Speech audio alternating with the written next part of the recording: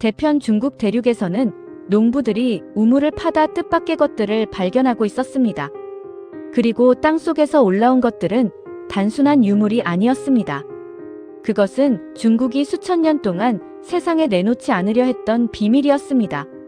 56개 민족, 960만 제곱킬로미터의 드넓은 대지.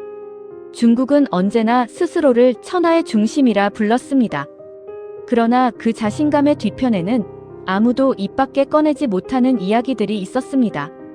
지도에서 지워진 왕국들, 황제의 봉인 속에 잠든 궁궐들, 그리고 수천만 명의 죽음을 숫자 하나로 뭉개버린 기록들. 오늘 그 비밀의 문을 하나씩 열어보겠습니다.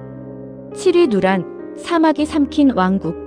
지금으로부터 약 2000년 전 타클라마칸 사막 가장자리에 하나의 왕국이 있었습니다. 누란. 한나라와 흉노 사이에서 실크로드의 요충지로 번영을 누리던 나라였습니다. 중국의 역사서 한서에도 분명히 그 이름이 기록되어 있습니다. 그런데 기원 후 4세기 무렵 이 나라는 흔적도 없이 사라집니다. 수만 명이 살던 도시가 어느 날 텅 빈 채로 방치된 것입니다. 모래 속에 묻힌 채로 1500년을 잠자던 이 도시는 1900년대 초 스웨덴 탐험가 스벤 헤딘에 의해 세상에 다시 발견됩니다. 그런데 더 놀라운 것은 그곳에서 발견된 미라들이었습니다. 학자들이 누란의 미녀라 부른 이 미라는 키가 크고 코가 높으며 머리카락은 갈색에 가깝습니다. 유전자 분석 결과 인도 유럽계 혈통으로 밝혀졌습니다. 중국인의 얼굴이 아니었습니다. 중국 정부는 이 사실을 쉽사리 공개하려 하지 않습니다. 왜냐하면 타클라마칸 일대, 지금의 신장 위구르 자치구의 역사적 귀속 문제와 직결되기 때문입니다. 누란의 미녀가 중국인이 아니라면 이 땅이 처음부터 중국의 땅이 아니었다는 이야기가 되는 것입니다. 그래서 중국은 누란 미라의 연구와 전시를 수십 년째 제안하고 있습니다. 사막이 왕국을 삼킨 것인지 아니면 역사가 왕국을 삼킨 것인지 누란은 오늘도 모래 속에서 그 대답을 기다리고 있습니다. 6위 삼성퇴, 중국이 당황한 문명. 1986년 여름, 중국 쓰촨성 광안시. 한 건설 현장에서 인부들의 삽이 흙 속의 무언가에 걸렸습니다. 파낼수록 나오는 것들은 도저히 중국의 것이라 볼 수 없는 기묘한 물건들이었습니다. 눈이 튀어나온 청동 가면, 높이가 4m에 달하는 청동 신수, 인간의 것이라고는 도저히 볼 수 없을 것 같은 형상의 두상들. 그 눈은 인간의 눈이 아니라 마치 무언가를 향해 응시하는 듯 앞으로 수십 센티미터씩 튀어나와 있었습니다. 고고학자들은 즉각 혼란에 빠졌습니다. 이 유물들은 중국 황하 문명과는 전혀 다른 양식입니다. 같은 시대에 황하 유역에서 발달하던 상나라 문명과는 아무런 연관성도 보이지 않습니다.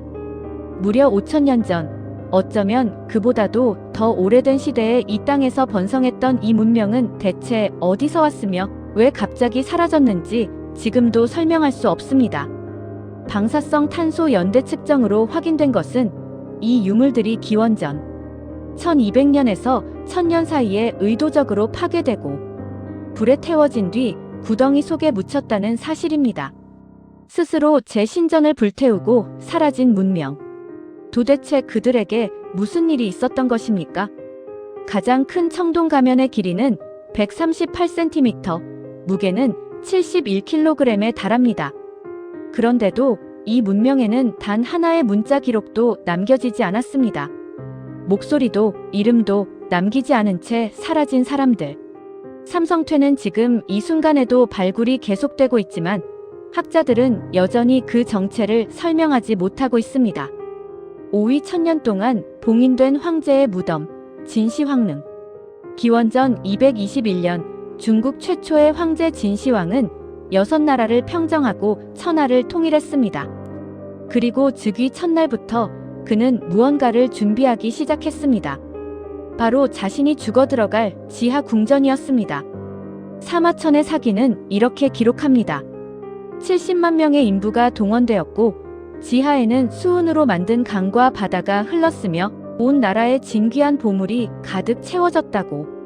그리고 무덤 완성 후 그 비밀을 아는 장인과 인부들은 단 한 명도 살아 돌아오지 못했습니다.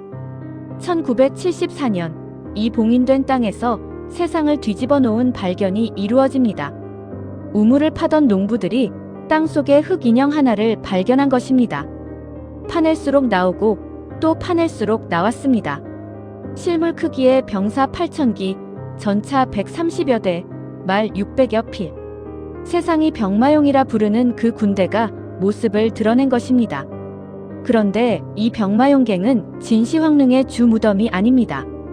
무덤에서 약 1.5km 떨어진 곳에 설치된 일종의 위성시설에 불과합니다. 진짜 황릉, 즉 진시황이 잠든 지하 궁전은 높이 76m의 거대한 흙 언덕 아래 아직도 손이 닿지 않은 채 남아 있습니다. 현대 과학으로 황릉 봉토의 토양을 분석한 결과 수은 함유량이 주변 토양의 7배 이상이라는 것이 확인되었습니다. 사마천의 기록이 거짓이 아니었던 것입니다. 진짜 황릉 안에는 수은의 강이 지금도 흐르고 있을지 모릅니다. 중국 정부는 발굴 기술이 완벽해질 때까지 이 무덤을 열지 않겠다는 방침을 유지하고 있습니다. 그것이 문화재 보존을 위한 결정인지 아니면 그 안에서 발견될 무언가가 두렵기 때문인지 우리는 알 수 없습니다. 봉인된 지 2200년. 진시황의 지하 궁전은 오늘도 침묵하고 있습니다. 사위 지도에서 지워진 비밀 도시들, 903호 공장과 핵시설들. 우리가 1960년대와 70년대를 살아갈 때 중국의 지도에는 존재하지 않는 도시들이 있었습니다. 주소도 없고 이름도 없고 어떤 공식 문서에도 기록되지 않는 곳들. 그 안에서 수만 명이 살고 일하고 태어나고 죽었습니다. 1960년대 소련과 결별한 중국은 독자적인 핵 개발에 착수합니다. 마오쩌둥은 비밀리에 중국 대륙 곳곳에 핵 연구시설과 무기 공장들을 건설합니다. 그 대표적인 곳이 신장 위구르 자치구 깊숙이 숨겨진 핵실험 기지 롬노르입니다. 1964년 10월 16일 중국은 이곳에서 최초의 핵폭탄 실험에 성공합니다. 그러나 그 과정에서 이 사막 일대에 살던 위구르족과 카자흐족 주민들이 어떤 피해를 입었는지는 수십 년 동안 철저하게 감추어졌습니다. 일본의 연구자 준 타카다 박사는 노르 핵실험으로 인한 피폭 피해자가 190만 명에 이를 수 있다고 추산한 바 있습니다. 중국 정부는 이 연구 결과를 지금도 인정하지 않고 있습니다. 중국의 핵실험은 1996년까지 이 땅에서 45회에 걸쳐 계속되었습니다. 폭발할 때마다 하늘이 흔들렸고 방사성 먼지가 바람을 타고 수백 킬로미터 밖으로 퍼져나갔습니다. 그런데 그 주변에 살던 사람들은 그것이 무엇인지, 왜 사람들이 죽어가는지조차 제대로 알지 못했습니다. 지도에서 지워진 도시들 안에서 자신이 어디에 살고 있는지도 모른 채 살았던 사람들. 그것이 1970년대 중국의 또 다른 얼굴이었습니다. 3위 누구도 몰랐던 죽음의 규모, 대약진 운동의 진실. 1958년 마오쩌둥은 선언합니다. 15년 안에 영국을 따라잡겠다고. 중국의 강철 생산량을 세계 정상으로 끌어올리겠다고. 농민들은 논밭을 버리고 철강 생산에 내몰렸습니다. 참새를 박멸하라는 명령에 생태계가 무너졌고 허위 보고가 쌓여 중앙에는 풍년의 소식만 올라갔습니다. 그러나 실제 들판에서는 아무것도 자라지 않았습니다. 정부 공식 발표로만 비자연적 사망자가 2158만 명이었습니다. 그러나 이후의 연구들은 그 숫자가 4500만 명에 달할 수도 있다고 말합니다. 사상 유례 없는 인재에 의한 기근이었습니다. 진흙과 잡초를 섞어 먹으며 허기를 달래다 숨진 사람들이 전국에 넘쳐났습니다.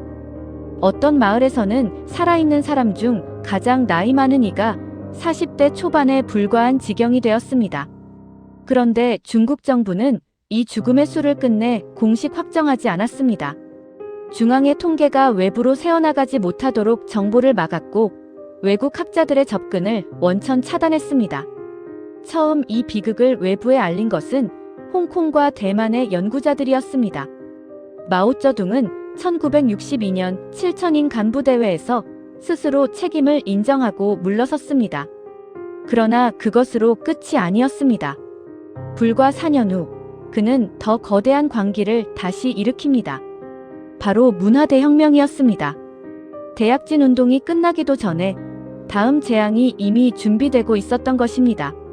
그리고 그 모든 죽음의 숫자는 지금도 중국의 어떤 교과서에도 정확히 적혀 있지 않습니다.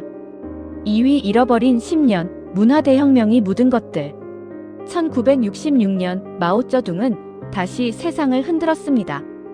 공산주의의 순수성을 지킨다는 명목으로 그는 수천만 명의 청년들을 홍위병으로 조직했습니다. 그리고 그 붉은 완장을 찬 젊은이들은 선생을, 부모를, 이웃을 고발하고 끌어내리기 시작했습니다. 공자의 사당이 불탔습니다. 관우의 묘가 파괴되었습니다. 5천년 중국 문명의 유산들이 봉건잔재라는 이름으로 산산조각 났습니다. 지식인들은 솥대를 몰고 논두렁을 걸으며 재교육을 받아야 했습니다. 지금의 중국 주석 시진핑의 가족도 그 시절 시골 토굴에서 몇 년을 버텨야 했습니다. 문화대혁명은 1976년 마오쩌둥이 사망할 때까지 10년간 이어졌습니다. 그 기간 동안의 사망자 추정치는 수십만 명에서 2천만 명까지 연구자에 따라 극단적으로 다릅니다. 중국 공산당은 1981년 이 사건을 공식적으로 중대한 오류였다고 인정했습니다. 그러나 그 이상의 진상규명은 오늘날까지 허용되지 않고 있습니다. 피해자들의 목소리는 여전히 중국의 교과서 어디에도 실리지 않습니다. 광시성에서는 문화대혁명 중에 식인이 일어났다는 기록이 있습니다. 당의 고위 역사가들이 이를 인정한 자료도 남아 있습니다. 그러나 그 기록들은 지금도 일반에 공개되지 않습니다. 누가 죽였는가? 얼마나 죽였는가?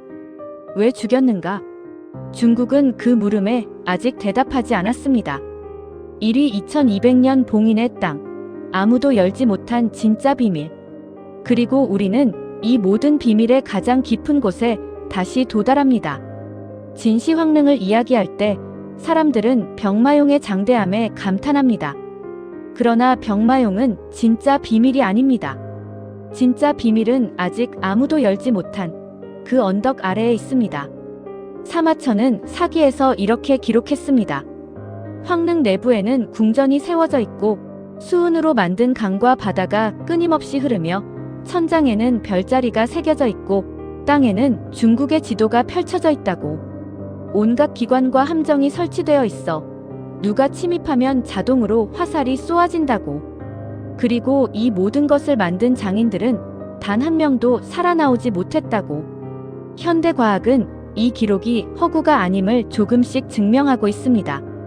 토양수은 검출, 지하 레이더 탐사를 통한 내부 구조 확인. 진시황릉 안에는 정말로 무언가가 있습니다. 그것도 엄청난 규모로. 그런데 중국은 열지 않습니다. 기술이 부족해서라고 합니다. 문화재 보존을 위해서라고 합니다. 하지만 세상의 일부 학자들은 다른 가능성을 이야기합니다. 그 안에 있는 것이 지금 우리가 알고 있는 중국의 역사를 뒤흔들어 놓을 수 있기 때문이 아닐까 하고. 진시황은 기원전 210년에 죽었습니다. 그로부터 2200년이 넘는 시간이 흘렀습니다. 우리 세대의 어른들이 이 나라를 일으켜 세우는 동안 그 봉인은 한 번도 열리지 않았습니다. 그리고 아마도 앞으로도 오랫동안 열리지 않을지 모릅니다. 그것이 무서운 것인지 아니면 그것이야말로 인류에게 남겨진 마지막 경외인지 저는 오늘도 그 물음 앞에서 멈추어 서게 됩니다. 중국이라는 나라는 참으로 묘한 나라입니다. 세상에서 가장 오래된 문명이라는 자부심을 가지고 있으면서도 그 문명의 이면에는 아직도 아무도 꺼내지 못한 이야기들이 겹겹이 쌓여 있습니다. 사막 아래의 왕국, 이름도 없이 사라진 문명, 수천만의 죽음, 열리지 않는 황제의 궁전. 이것들은 단순한 역사의 비밀이 아닙니다.